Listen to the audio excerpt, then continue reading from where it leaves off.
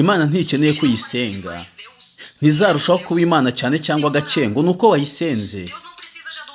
Imana si ikeneye kuramywa. Imana ntiyaremye umuntu ngo ajye yiramya. Ukeneye kuramya ni jyewe. Rimwe na rimwe iyo abantu bageze mu rusengero gahunda itaratangira, bintera kumva wagira ngo abantu bari mu ikinamico cyangwa muri stade bategereje ko imyerekano itangira. Abantu baba basakuza mu majwi ari hejuru, bakagenda bafite urusaku, bagasuhuza abantu bakoma mu mashyi ku buryo wagira ngo amateraniro yabereyeho urusaku rwo hejuru cyane bishoboka. Iyo gahunda itangiye, abacuranzi bacu batangiye gucuranga, bacuranga ya ndirimbo ibanza twitegura mwuka wera ngo twakire ijambo ry'Imana. Uba wumva wagira ngo uko bongera volume y'umuziki n'amajwi yacu baba bayongerera hamwe. Inshuro nyinshi gahunda itangirana n'umuntu uba uyoboye indirimbo hano imbere. Abantu baba bari kuganira bacuranga, abandi bajagajaga hagati mu rusengero wagira ngo nta kintu cyabaye, cyangwa se bakicara. N'ubundi abantu ntibarekeraho kuvuga. Ni kangaho abantu baba bicaye mu rusengero ariko kumva abantu bari kuganira cyane nyuma y'umuntu.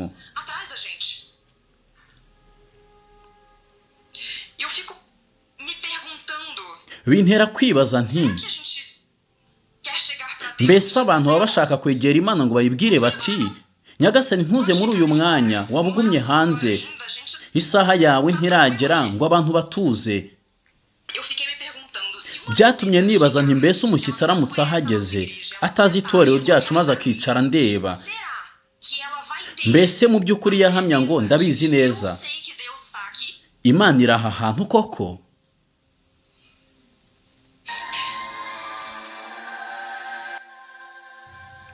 Nta polisi haba ngo icunge umutekano muri iyo nzu, nta bashinzwe kureba abasakuza cyangwa abasinzira muri icyo cyumba, kuko ntawe ushinzwe undi.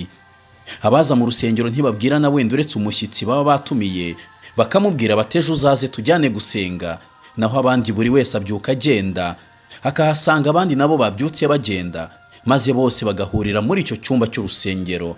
Iyo bageze muri icyo cyumba, uwo basenga ntibaba bamureba, baricara gusa bakabumbura ibitabo, bakabivugaho, bagahombeka amaso bagasenga. Ubundi isaha yo gutaha yagera, bakazinga ibyo bazanye, bakongera bagataha.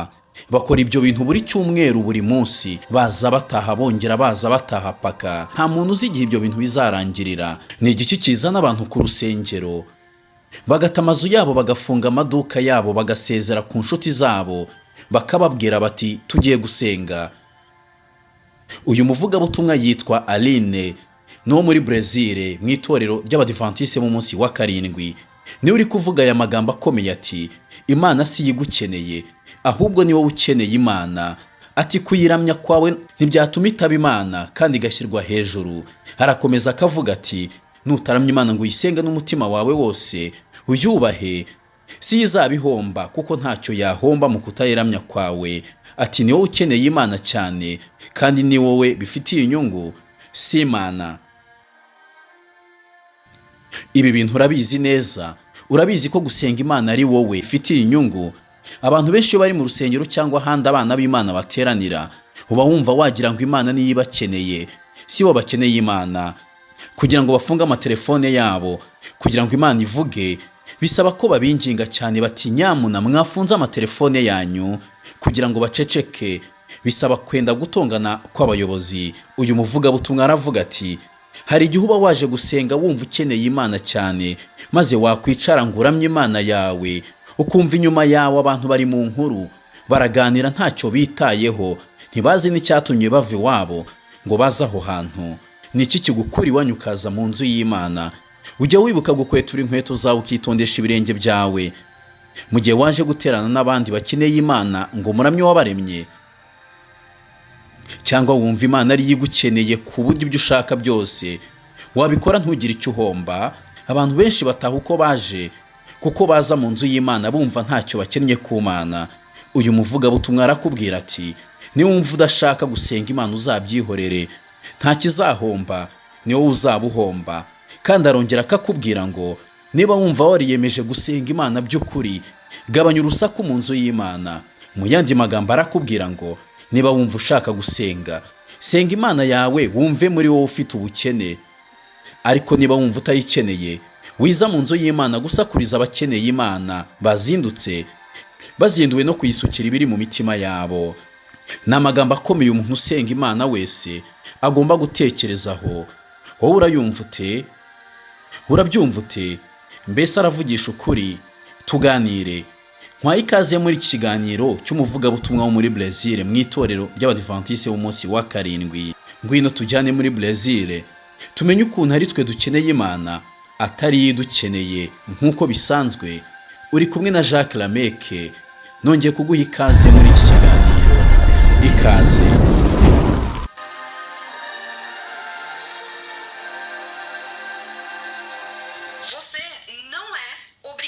Ntabwo utegetswe kuramya Imana. Nanjye simbitegetswe. Ndamutse mvuze ngo uyu munsi sinshaka kuzongera kuyiramya, nkavuga ngo ubu ngiye gukomeza kubaho nishakishiriza amafaranga, nkavuga ntubu ngiye kugira ubuzima wenda bwiza, nkavuga ntubu ngiye gukurikira ubuzima bwanjye, birashoboka kuko Bibiliya yasezeranye ibyo muri Matayo 5:45 iti kuko ategeka izuba rye kurasira ababi n'abeza, kandi abakiranuka n'abakiranirwa abavubira imvura. Uyu ni umugisha wa bose. Bibiliya yasezeranye uwo mugisha ku muntu wese. Nshobora kukwizeza nti rwose niba wumva udashaka kuramya Imana, kurikira ubuzima bwawe rwose, ntutegetswe kuyiramya. Ariko niba wumva warahisemo kuyiramya, ndibaza ko wafashe umwanzuro wo kuyiramya kuko muri iki gitondo uri hano. Rero niba wumva warahisemo kuyiramya, ubwo ntugomba kwihitiramo ibyo ugomba gukora. Si amahitamo yanjye kuvuga ngo ni gute nzajya nsenga Imana. Imana ntiyemera kuramya kubonetse kose. Rimwe na rimwe iyo abantu bageze mu rusengero gahunda itaratangira, bintera kumva wagira ngo abantu bari mu ikinamico cyangwa muri stade bategereje ko imyiyerekano itangira. Abantu baba baganira mu majwi ari hejuru, bakagenda basakuza, bavuza induru, bagasuhuzanya, bagakoma mu mashyi wagira ngo ayo materaniro yabereyeho kugira urusaku rwo hejuru cyane. Iyo gahunda itangiye, abacuranzi bacu batangiye gucuranga ya ndirimbo ibanza twitegura Mwuka Wera ngo twakire ijambo ry'Imana. Uba wumva wagira ngo uko bongera volume y'umuziki n'amajwi yacu baba bayongerera hamwe. Inshuro nyinshi gahunda itangirana n'umuntu uba uyoboye indirimbo hano imbere, abantu bari kuganira, bagacuranga abandi bajagajaga hagati mu rusengero wagira ngo nta kintu cyabaye, cyangwa se bakicara. Ariko abantu ntibarekeraho kuvuga. Ni kangahe abantu baba bicaye mu rusengero ariko kumva abantu baracyaganira cyane nyuma y'umuntu.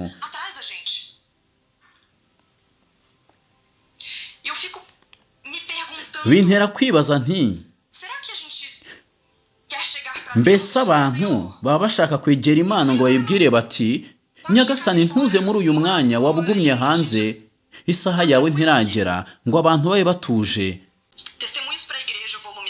Mu gitabo Ibihamya by'itorero umuzingo wa 5 igice cya 55, ndakugira inama ikomeye ngo uyu munsi nugera mu rugo usome witonze aya magambo. Ni nk'amapaje 3 cyangwa 4, ni ibintu byihuta bidatinda rwose.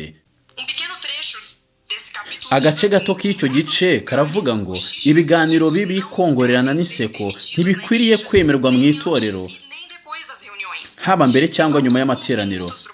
Niba habura iminota runaka ngo gahunda yo kuramya itangire, abantu bakagombye kuba bari kwitanga kandi bigenzura mu mitima, batuje, bazamura amasengesho ku Mana yo mu mitima yabo, kugeza ubwo kuramya bibahindukira umugisha ukomeye kuri bo. Niba ubwoko bw'Imana bwinjiye mu nzu yo kuramya bwubashye cyane, bwibuka ko aho hari icyubahiro cy'Imana, guceceka kwabo kwabagarukira nk'ubuhamya bukomeye. Nkimara gusoma iyi nteruro byatumye nibaza nti mbese umushyitsi aramutse ahageze, wenda atazi itorero ryacu, maze akicara akandeba,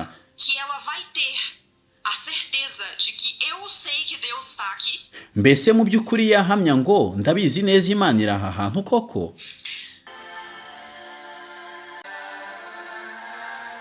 Icyumba twinjiramo rimwe na rimwe nta kinyabuzima kiba kikirimo uretse uwinjiyemo gusa hari icyo ashaka kuvuga.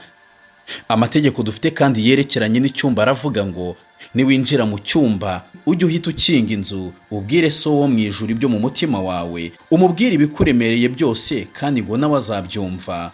Uyu data tubwira ntabwo tuba tumurebesha amaso y'umubiri ngo tumubwire turebana imbona nkubone, nyamara uyu data yaratubwiye ati mwe mujye muvuga gusa, muvuge munyitayeho, nta bindi biri mu bwonko bwanyu, mba mbareba nubwo mwe muba mutambona, kandi kizajya kibereka ko ndi kubabona nuko nzajya mbaha ibyo mwasabye mubyingingiye kandi mushima.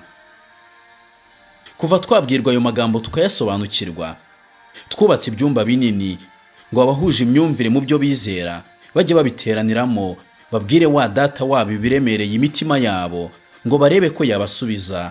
Icyo cyumba duteraniramo n'urusengero, nta muntu uhatira undi kujya muri icyo cyumba, ahubwo umuntu niwe wijyanamo. Kirazira guhata umuntu ngo ajye gusenga, kirazira gukubita umuntu ngo nuko atasenze, kirazira kubwira umuntu nabi umushyiraho agahato ngo nuko atasenze.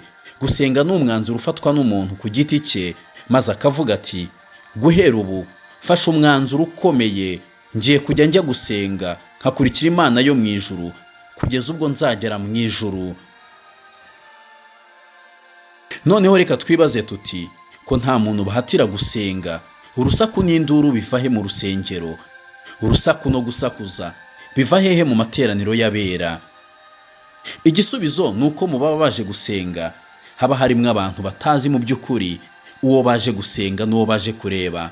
Uyu utuma tuva mu byacu tukajya havugirwa izina rye gusa ninde? Ntujye kure kugira ngo turebe utuma tuva mu byacu tukajya kumushengerera. Uwiteka Nyiringabo niryo zina rye. Abo mu ijuru ntibapfa kuvuga iri zina uko biboneye, kandi abamarayika bakomeye babandi barimbuye inkike zikomeye z'i Yeriko bagacisha Abisirayeli ku butaka bwumutse nyamara hari mu nyanja, abo ngabo iyo bagiye kuvuga iri zina bipfuka mu maso kuko bumva badakwiriye kurihangara.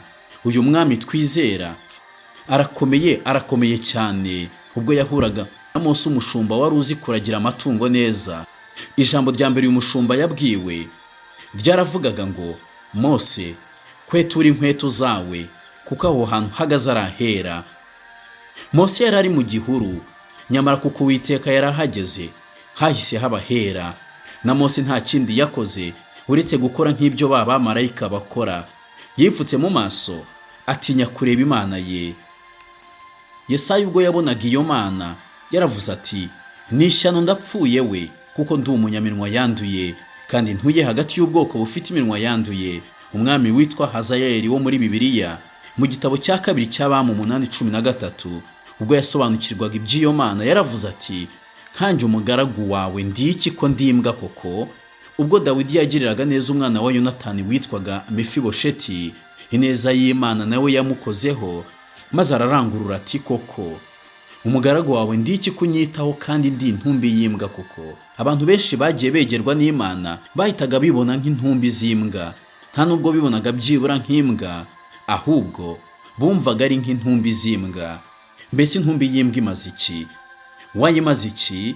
Umwana w'umuntu mu gihe cyose yegereye aho bavugira Imana agomba kuruca akarumira, agomba guceceka bidatewe n'ubwoba, agomba kuyoboka Imana yumva atari Imana y'ingome, bitewe n'uko ari umubyeyi we, umuremyi we, umunyagitinyiro, ukomeye, uwamuremye kandi umubeshejeho.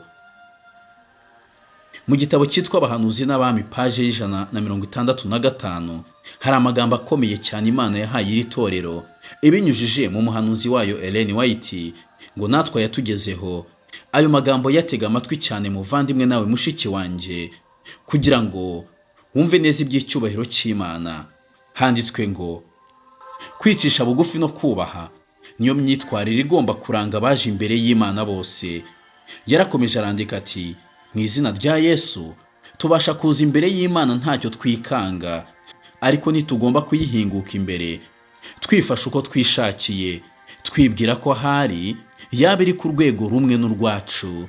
Hari ababwira Imana ikomeye ifite ububasha bwose n'ikuzo kandi ba mu mucyo utegerwa nk'aho baba babwira umuntu bangana cyangwa se uwo baruta. Hari abitwara uko bishakiye mu nzu y'Imana, bakora ibyo batajyaga gutinyuka gukorera mu nzu y'umutegetsi w'isi.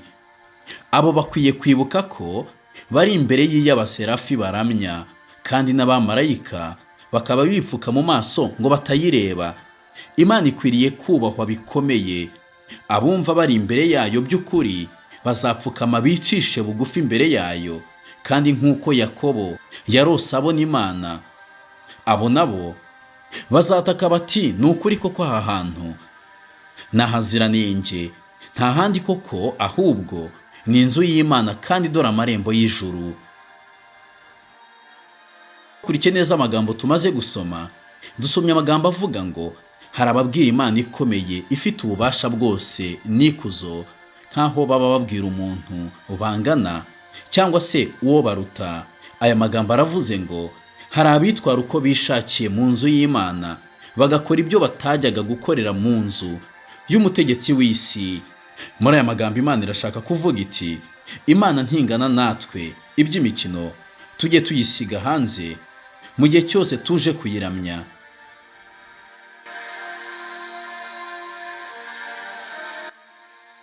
Kuva kera mu mateka ya Bibiliya, nta muntu Imana yigeze isubiza atayitaho. Niyo mpamvu Imana yavuze iti, ntabaza ndagutabara nkwereka ibikomeye biruhije utamenya. Umuntu agomba kumenya ko mbere yo gutabarwa ari we ugomba kubanza gutabaza. Ubwo mu yandi magambo, niwe ukeneye Imana, si imukeneye. Umuntu niwe ubabaye, Imana si ibabaye. Iyo ugeze mu nzu y'Imana wibuka gutabaza Imana ngo igutabare ko ari isezerano ryayo, cyangwa ubusakuza unegurana ureba ibyo abandi bambaye n'ibindi. Uyu muvugabutumwa arakubwira ati, wowe ni wowe ukeneye Imana, si igukeneye. Icyakora ihora igutegeye amatwi yifuza ko wayisenga ngo igutabare. Dore mu Mubwiriza igice cya 4 ku murongo wa 17 uko havuga, handitswe ngo nujya mu nzu y'Imana ujye urinda ikirenge cyawe, niwegera ukumva, biruta gutamba ibitambo by'abapfapfa kuko batazi ko bakora nabi. Kandi mu gitabo cy'Umubwiriza 5 umurongo wa 1, umunyabwenge yongeye kwandika amagambo avuga ngo ntukihutire kubumbura akanwa kawe, kandi ntugakundire umutima wawe kugira ishyushyu ryo kugira icyo uvugira imbere y'Imana, kuko Imana iri mu ijuru nawe ukaba uri mu isi. Nuko rero amagambo yawe ajya aba make.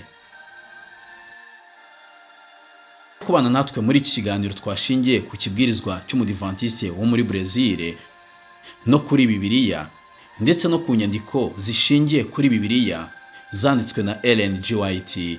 Wabanye na Jacques Lameke. Gira amahoro, Imana ikurinde.